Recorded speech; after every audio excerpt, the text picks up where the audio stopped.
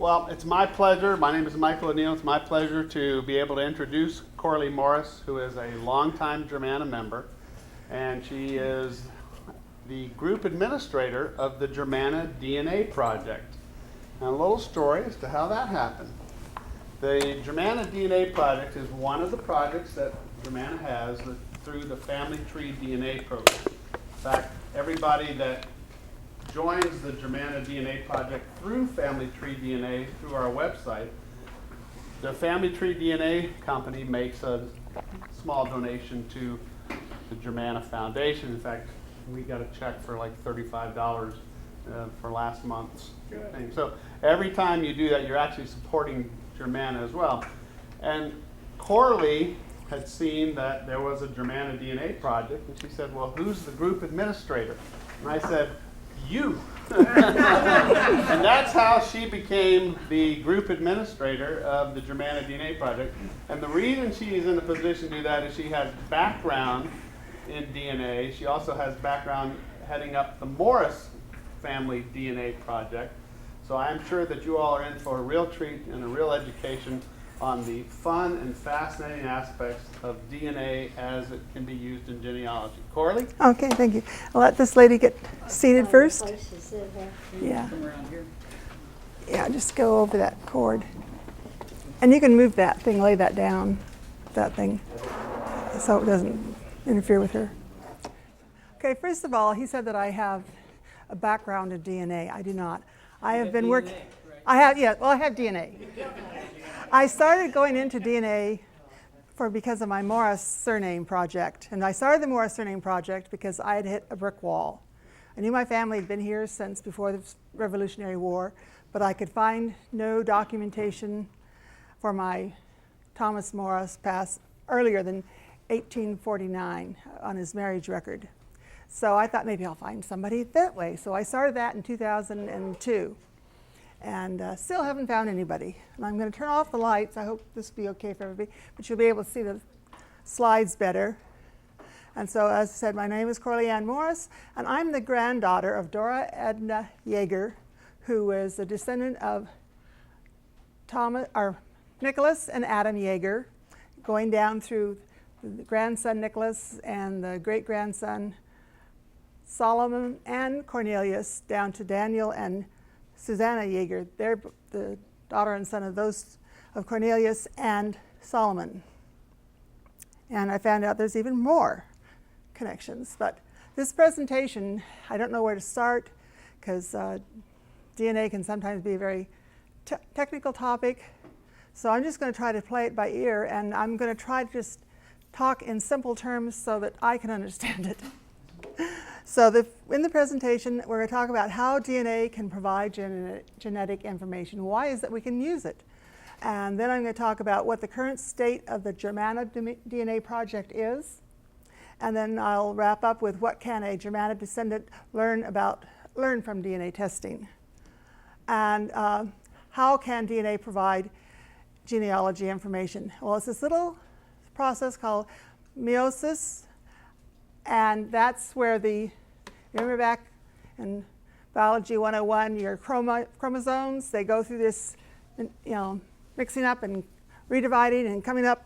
Well, that's this process, meiosis. And by doing that, that happens all to 22 of our pairs of genes. But the sex chromosomes, the 23rd pair, do not go through that process. And that's how this can work. Here are a set of male genes, and let's see how to get this. And down here, you see, there's the male chromosomes.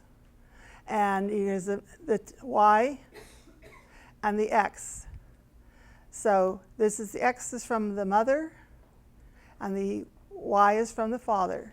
And these chromosomes are passed down generation after generation. The Y chromosome, that is. The Y chromosome is passed down generation after generation, basically intact. And that's how we can use the male DNA to kind of trace the ancestry and establish relationships. And this is the meiosis process I was talking about, how they kind of circulate cross over, then redistribute, and then you can end up with, from this original cell, 4 cells that could either be in female egg or male sperm that is very different from what it started out at. And of course, this is a typical cell, and the important part to us is these mitochondria, because they pass down from mother to children exactly intact, generation after generation. And so it'll be passed down to her daughter, and then from her daughter down and down and down. But that one generation, all of a woman's children will have the same mitochondria. So if you have a brother you want to have tested for his Y chromosome, you can also have your DNA tested at the same, your mitochondria tested at the same time through one test, or one test sample. But the real interest here is this Y chromosome. And I decided this is a Y chromosome because it's a little tiny thing, and this is the X part of that sex chromosome. But that's what gets passed down intact, basically from father to son, with minor exceptions. And this, again, is just showing a female nucleus and a male nucleus. Here you see there's X and Y, and here there's just XX. But of course, there's more chromosomes than just the X and the Y chromosomes in there, but that's just for notational purposes. Okay, the reason we can do this is because way back in January 2000, they finally had the first draft of the Human Genome Project completed. It wasn't actually formally published until about 2 years later, but draft was completed. They felt they knew what all the human genes were and where they were located and what they're composed of. To do that, they had to develop new tools to be able to even see the material and develop new processes to interpret the material. And the DNA genealogy benefited from that because it made the testing cheaper, more doable, and since they're only looking at basically at the Y chromosome and the mitochondria, it's very simple. It's not like finding out whether or not you're going to have cancer and things like that. That's a much more complicated and much more involved test procedure, and most of us really couldn't even afford to do it on ourselves.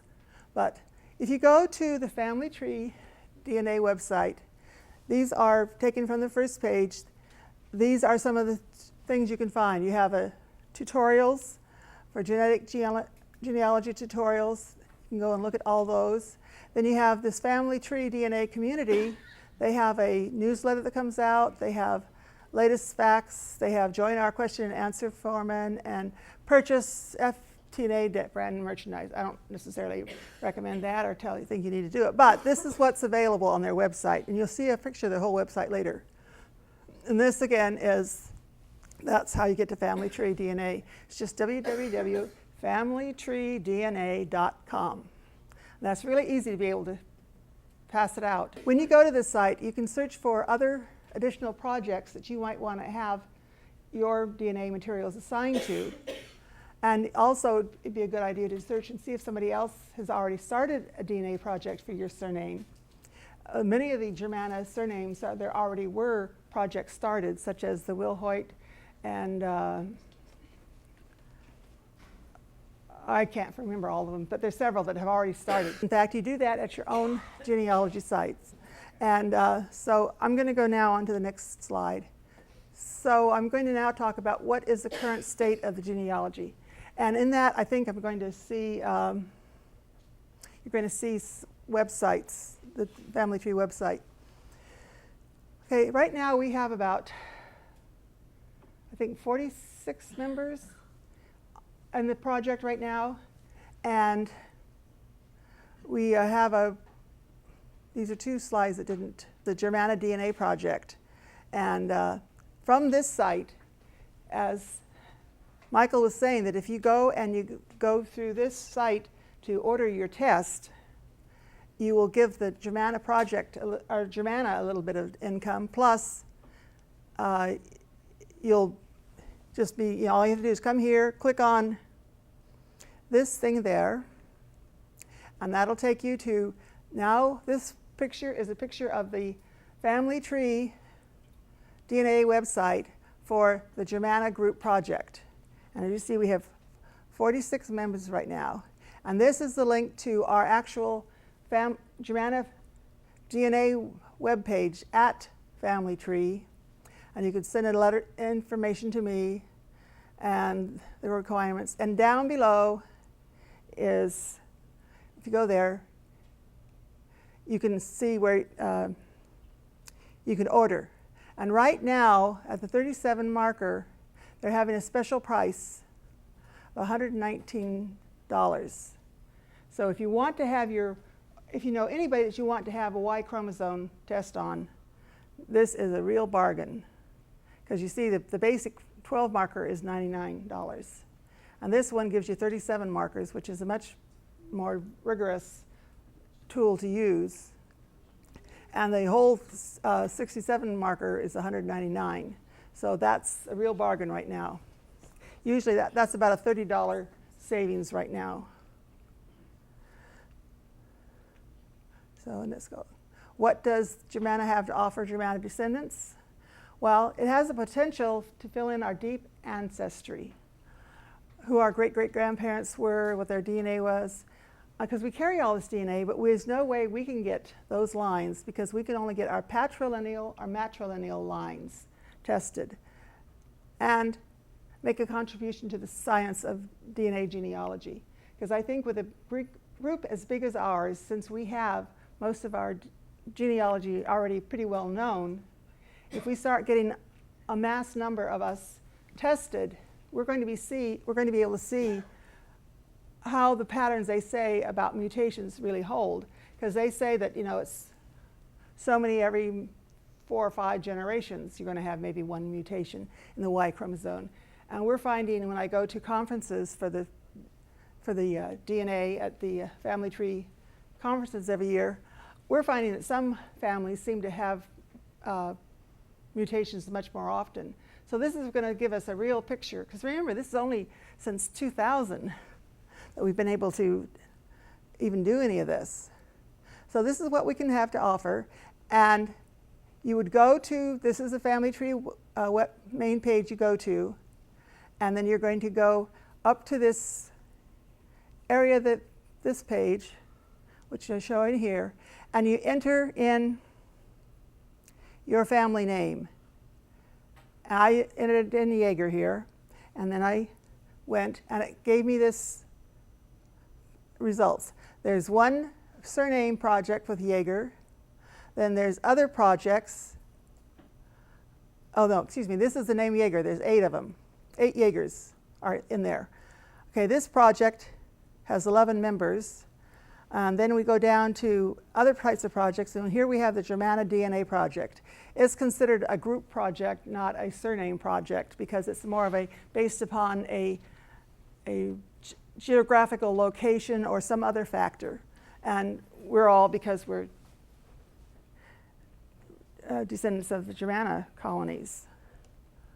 Okay, so I could either go there, I could go to this one, and I chose this one, and that goes me to this page which you saw before, which is on the family tree DNA, and then I click that, and there I'm at the family tree Germanna DNA project page.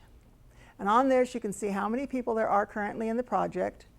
Things of interest to you would be the DNA results and the mitochondria results. And we're going to go first to, this is the surnames that I've listed on there at the bottom of the page. And when you go to join, you can check these and see if you're any one of those. And I have them basically in alphabetical order, including there's a Jaeger up here and a Young, then a Jaeger down here, and a Younga somewhere, I believe. Yeah, there. So I've listed all the names in alphabetical order so that people can find them, because they may only know of a Jager, and they may not know it was also changed by another name. And if you have any other variants that you think it should be listed there, please contact me and I'll add them in, because the more things people see that they might belong to, the more likely they are going to join this. So anyway, we're going now to the results. And I'm going to, this is a main page for results, and we'll start putting extra things here when we have more information and get more results. Right now there's not too much to offer, but we're going to go now to the mitochondria. These are the actual people that have had mitochondria tests so far. And you see there's H's, H10s, and HVs, I, J's, J1C, K, T1, and here's another T1. Now this one is Anna Marie Blackenbecker, who is also the daughter of that Chone, C-H-O-N-E. That's my aunt. That's her test. Let's see, are these two? Yeah, it looks like these two are related. These are from the same person. But all she knows is Anna Marianne Lee, 1770, in Leslie Valley, Virginia. But you see, they're obviously, because they match, they're cousins.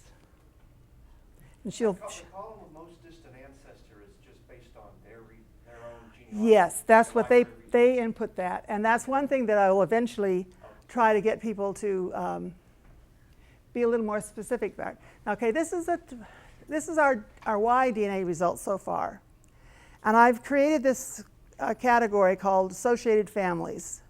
And I put anybody in there that didn't say what they were or didn't give a different surname, because I don't recognize these names. That doesn't mean they aren't.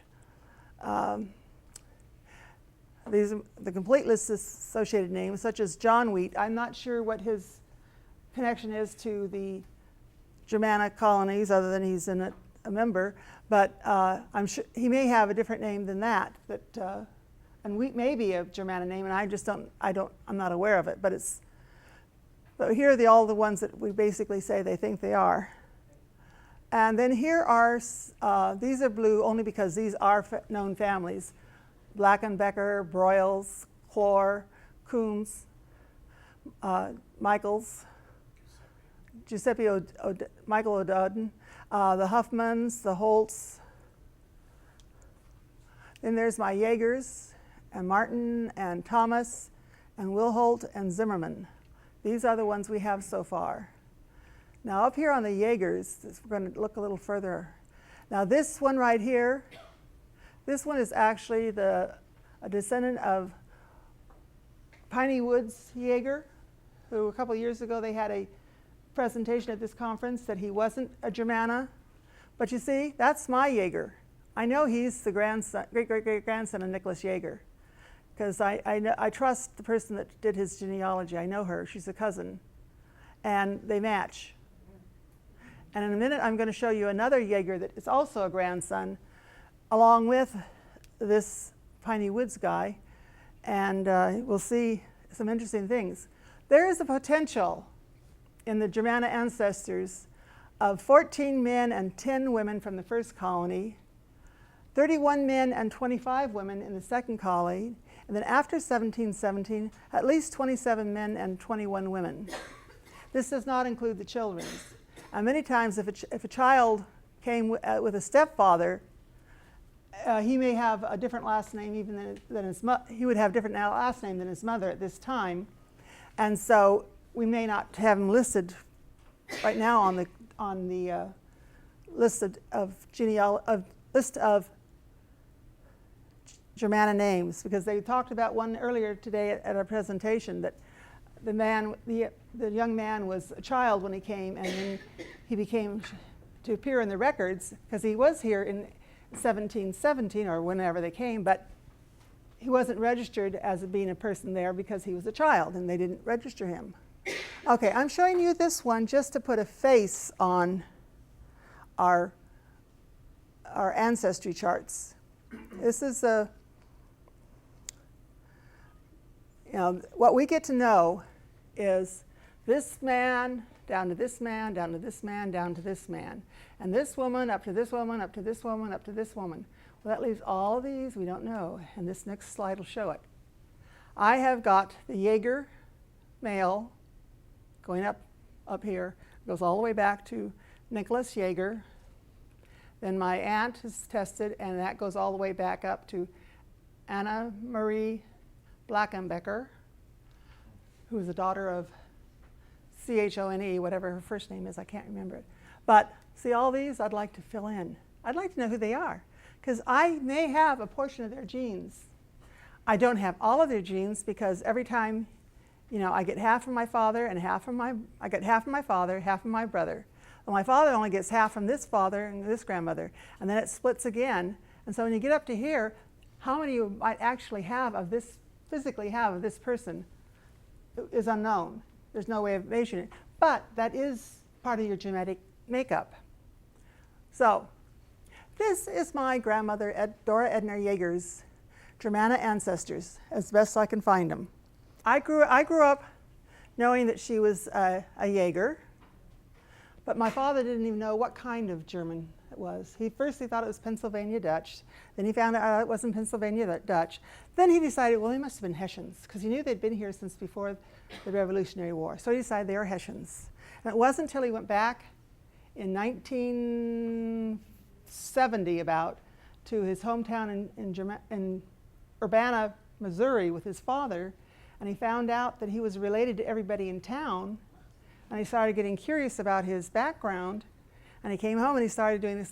So the first thing he did is found the book on the fishers and such, to really, and that, of course, basically find the book on the fishers, you've got my whole genealogy. It's all there.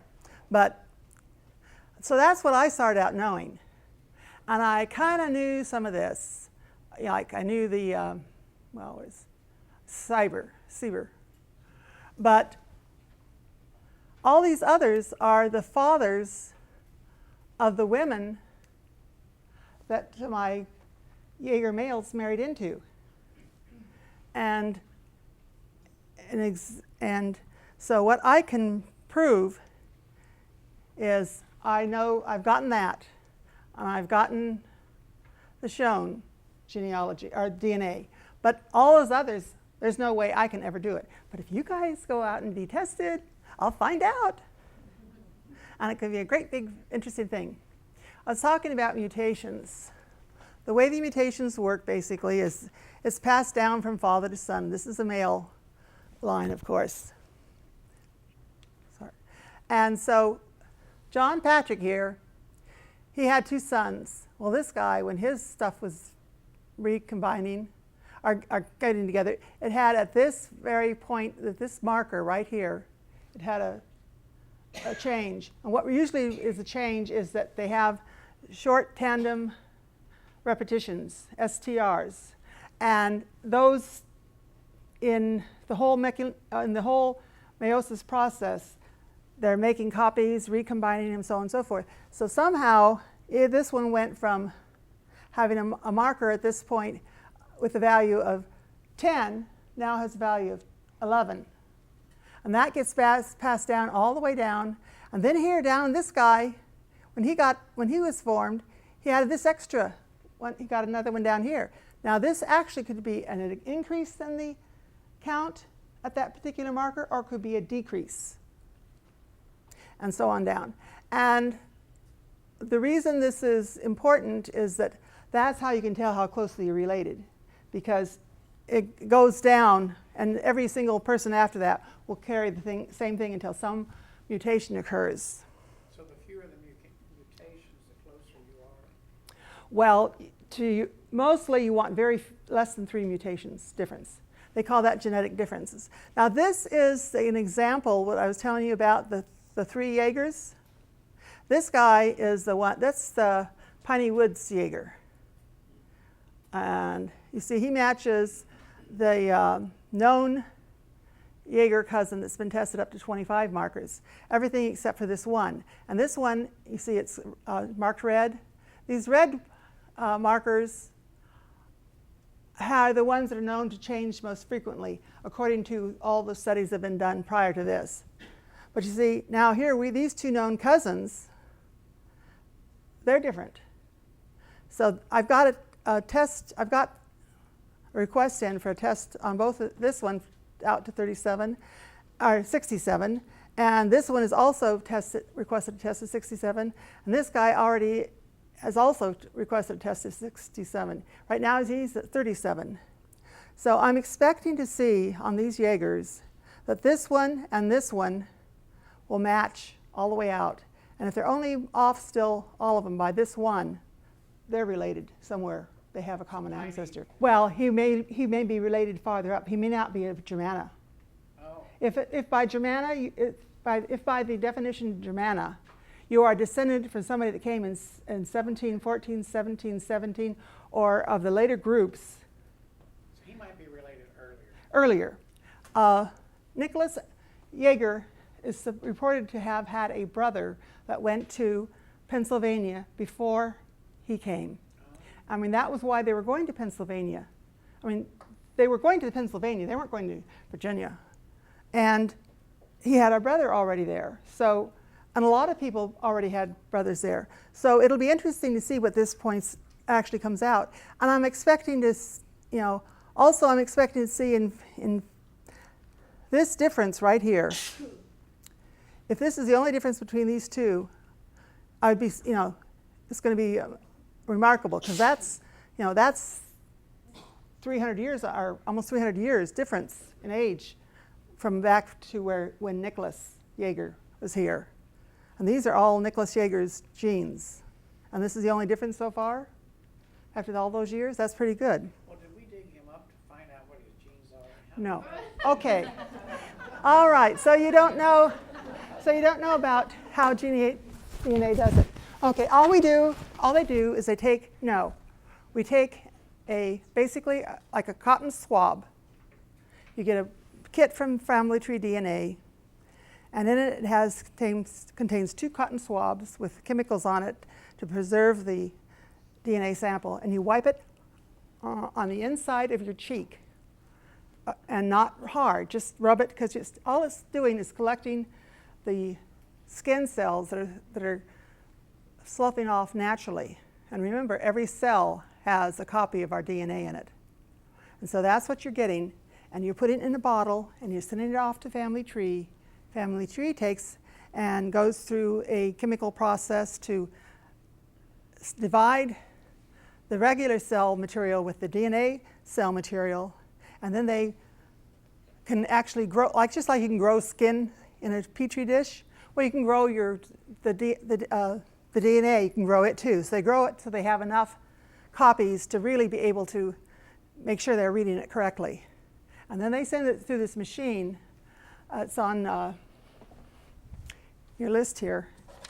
They send it through this machine, and it gives you a ferrogram, which is basically a picture of what STRs, what the count is for your STRs, which are short tandem repeats.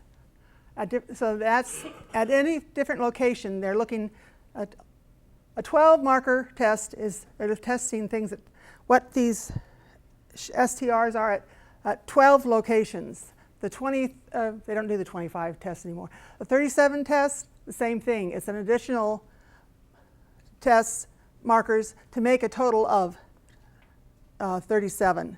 It still contains the original 12. Then there's some additional more to make it 37. Then some additional more to make another 30 to make it 67. And that's what they're testing. That's what they're counting. They're counting how many times through the years that those things have multiplied or mutated from being a count of 10 to a count of 12.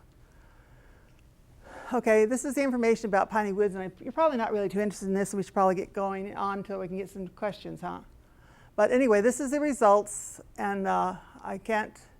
So the conclusion is what we need to have more patrilineal and matrilineal descendants tested so we can fill in those blanks. We need to set up a Germanna DNA project fund that people can donate to and pay for tests for people that can't really afford the tests. Because even with the 12 marker at $199, that for some people is out of their price range.